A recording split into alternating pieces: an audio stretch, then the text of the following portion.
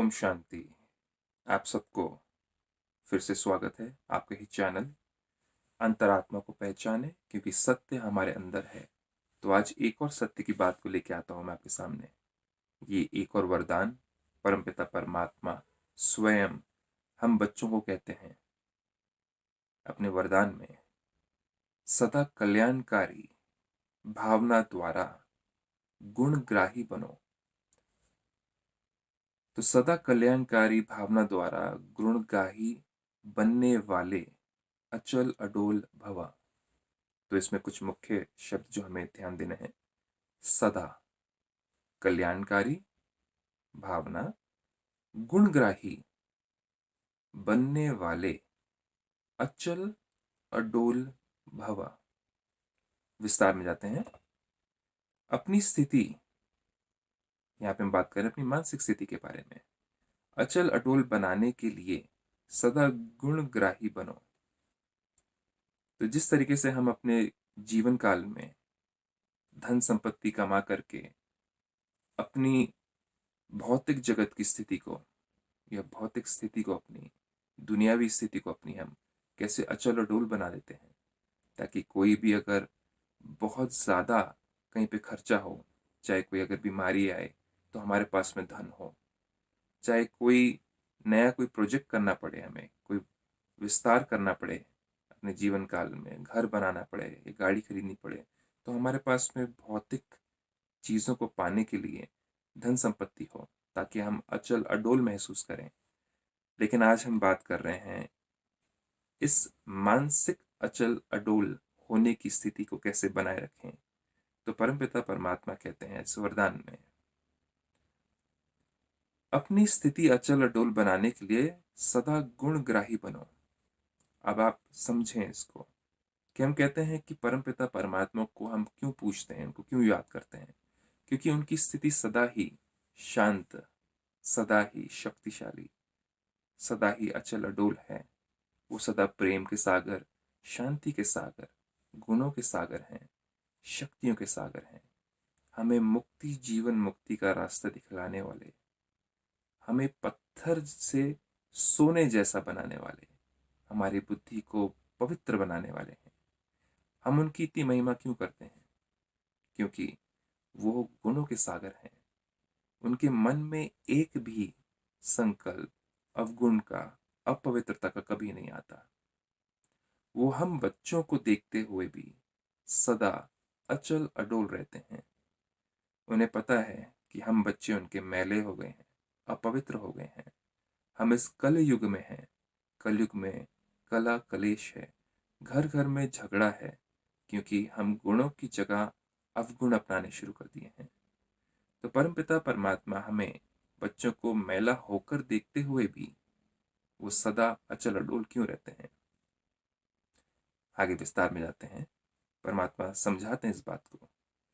अगर हर बात में गुणग्राही होंगे तो हलचल में नहीं आएंगे।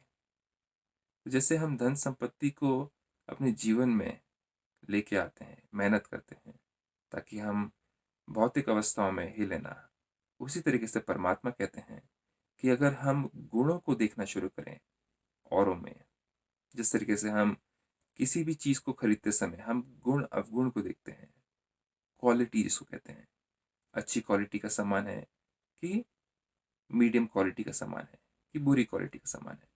कोई सामान लेते हुए भी हम क्वालिटी चेक करते हैं। तो क्यों ना हम व्यक्तियों को देखते हुए उसमें भी हम चुनाव करें, उनका चुनाव नहीं, उनको जज ना करें, लेकिन उनके अंदर अच्छाई जो बुराई है उसमें से, जैसे दूध का दूध पानी का पानी कर देते हैं, तो उसको हटा करके पानी को हम दूध उठाएं, पवित्र चीज़ें उठाएं, गुणों को देखें, गुणों को उठाएं। तो क्या हम ये कर सकते हैं? क्योंकि परमात्मा हमें ये कला सिखा रहे हैं, और परमात्मा सिखा रहे हैं इस तरीके से, जैसे कि गुणग्राही अर्थात कल्याण की भावना। जब हम किसी के अंदर गुण देखते हैं तो हमारे मन से जो तरंगे, जो वाइब्रेशन उनके प्रति जाती हैं, वो भी उनको हल्का महसूस कराती हैं। इमेजिन करें, आप किसी के साथ में बैठे हुए हैं और आप उनके बारे में बुरा सोच रहे हैं सदा, तो आपकी शक्ल कैसी होगी? और आपकी शक्ल को देख करके उनको महसूस होगा कि आप उनके बारे में अच्छा सोचते नहीं हैं। वो भासना, वो फीलिंग आ जाती है ना कि सच क्या है। मुख से आप चाहे कि जितने भी मधुर वर्ड, शब्द निकालें, लेकिन उस आत्मा को महसूस हो जाता है कि आप अंदर से कुछ सोच रहे हैं और मुख से कुछ और बोल रहे हैं। तो ये बात यहाँ पर आती है। तो क्यों ना हम उस आत्मा के बारे में अच्छा सोचें, उसके गुणों के बारे में सोचें, ताकि हमारे अंदर वो कल्याण की भावना आए, वो जागृत हो कल्याण की भावना। हमें ऐसा नहीं सोचना कि हम उसके लिए कुछ अच्छा कर दें, वो तो बात की बात है, लेकिन उसके बारे में अच्छा सोचना ही उसके लिए अच्छा करना है। क्योंकि हम शांति की तरंगे, खुशी की तरंगे, ऊंचा महसूस कराने की तरंगे हम भेजेंगे। तो परमात्मा आगे कहते हैं, गुणग्राही अर्थात कल्याण की भावना, अवगुण में गुण देखना, इसको कहते हैं गुणग्राही। इसलिए अवगुण वाले से भी गुण उठाओ। तो हम जैसे कि हर दिन किसी व्यक्ति से मिलते हैं, काफी सारे लोगों से मिलते हैं हम, और एक सेकंड नहीं लगता हमें कि हम देख करके उनके कपड़े कैसे पहने हुए हैं, किस टाइप से उन्होंने अपने कपड़ों को मैचिंग किया हुआ है अपने जूतों के साथ में। हम एक सेकंड नहीं लगता हमें ये सोचने के लिए कि ये पहनावा अच्छा नहीं है या ये स्टाइल अच्छा नहीं, एक सेकंड लगता है, राइट। तो उसी तरीके से क्या हम उस आत्मा के गुणों को देखते हुए भी हम ये नहीं करते हैं हर सेकंड कि ये अच्छा है वो अच्छा नहीं है। हमें पता भी नहीं चलता कभी कभी कि हम ये कर रहे हैं। हर सेकंड हमारी सोच किसी के प्रति बदलती होती है। आज वही व्यक्ति अच्छा लगता है, कल वही व्यक्ति पसंद नहीं आता। तो संबंधों में भी ऊंच नीच होता है। तभी कभी कभी हम देखते हैं घर में भी हमारे जो संबंध हैं, जो 5 साल पहले थे वो आज सेम नहीं है, और आज जो संबंध है, जिस स्थिति में है, वो कल बदल जाते हैं। तो इसी तरीके से परमात्मा कहते हैं कि अगर हम इस प्रैक्टिस में रहते हैं कि हम औरों के अंदर अच्छाई बुराई को देखते रहते हैं, तो क्यों ना हम अच्छाई बुराई के बीच में हम केवल अच्छाई को ही ग्रहण करने की एक प्रैक्टिस करें। ये भी एक प्रकार का मेडिटेशन है जो कि दिन भर चलता रहता है। इसमें आपको एक पोजीशन में बैठने की जरूरत नहीं है कि चलो मैं बैठ करके उसके बारे में अच्छा सोचूं। आप कर्म करते हुए, कार्य करते हुए, ये ध्यान में रखते हुए कि मैं परमपिता परमात्मा का बच्चा हूँ, तो जिस तरीके से परमात्मा की नजर उनके बच्चों के प्रति जाती है, करुणा, दया, तो क्या मैं भी आत्मा औरों के अंदर मेरे परमात्मा की दृष्टि के द्वारा, उनकी नजरों के द्वारा, उनकी जिस तरीके की नजर है, क्या मैं भी उनके बच्चों, जो कि मेरी भाई आत्माएं हैं, चाहे वो स्त्री के शरीर में हो, चाहे वो पुरुष के शरीर में हो, क्या मैं भी उनके अंदर गुणों को देख करके अवगुणों को हटा करके अपना जीवन व्यतीत कर सकता हूँ कि नहीं, ताकि मैं अचल अडोल महसूस करूं।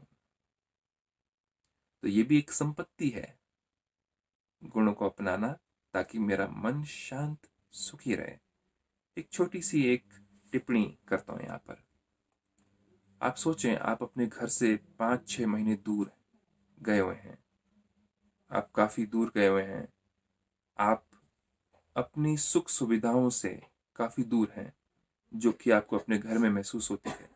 तो ये सारी जो सुख सुविधाएं आपको अपने घर में महसूस होती हैं, इनसे आप दूर हैं। आप जब चाहें पानी का ग्लास उठा करके पानी पी सकते हैं, लेकिन आप एक होटल में रह रहे हैं।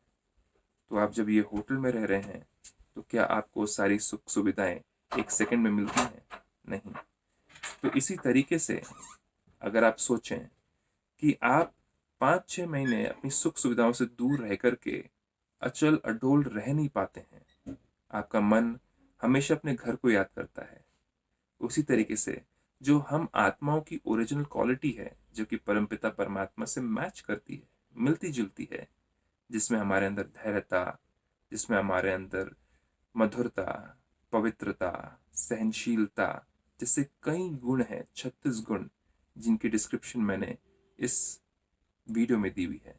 तो अब हम जब आत्मा उन सारे गुणों से दूर हो जाती हैं, तो हमारी स्थिति अचल और डोल नहीं रहती, हम डोलते हैं, हम चलने चलायमान हो जाते हैं अपने मन में। और हमारा शांति, सुख, पवित्रता, खुशी की जो महसूसता है वो भी डोलेमान हो जाती है। तो इस तरीके से अगर हम देखें, परमात्मा कहते हैं अवगुण में गुण देखना, इसको कहते हैं गुणग्राही। इसलिए अवगुण वाले से भी गुण उठाओ। कोई एक व्यक्ति जो कि एक चोर है, उसको भी दिन रात सोचना पड़ता है कि मैं कोई एक गलती ना कर दूं कि मैं पकड़ा जाऊं। वो सपने में भी किस सही तरीके से चोरी करनी है वो सोचता है, दिन रात मेहनत करता है, दिन रात सोचता है कि मैं कैसे और कमाऊं चोरी कर करके। उसका ध्यान बिल्कुल एकाग्र है, हर गलती को अलग कर करके हर सही तरीके से इस पूरे काम को संपूर्णता में लाना। ये भी तो एक फोकस है, ये भी एक डिटर्मिनेशन है, तो ये भी एक दृढ़ता है। तो इसी तरीके से परमात्मा कैसे कहते हैं जैसे वह अवगुण में दृढ़ है, ऐसे आप गुणों में दृढ़ रहो। तो हम उनसे वो सारे गुण अपना सकते हैं, फोकस रहना, दृढ़ता रखना, और गलतियों को हटाना, और सही तरीके को अपनाना। तो ये भी हो गए गुण। तो गुण का ग्राहक बनो, अवगुण का नहीं। तो गुणों को ग्राहक, हम हर दिन बाहर जाते हैं, कभी सब्जी खरीदते हैं, कभी कुछ खरीदते हैं, तो हम घर के लिए चीजें खरीद के लाते हैं। उसमें भी क्या होती है, क्वालिटीज होती हैं। कुछ हाई क्वालिटी होती है, कोई मीडियम क्वालिटी होती है, और कोई बिल्कुल कम क्वालिटी की, तुच्छ क्वालिटी की सामान होते हैं। उच्च क्वालिटी और तुच्छ क्वालिटी की, और मध्यम क्वालिटी के। तो जब हम बाहर जाके चीजों को छांटते हैं, तो क्या हम उसी तरीके से एक ऐसा ग्राहक बन जाएं कि हम लोगों के अंदर अवगुण को देखते हुए भी उसमें हम गुणों को छांटें, गुणों को केवल देखने का प्रैक्टिस करें, जिसको मेडिटेशन कहा जाता है।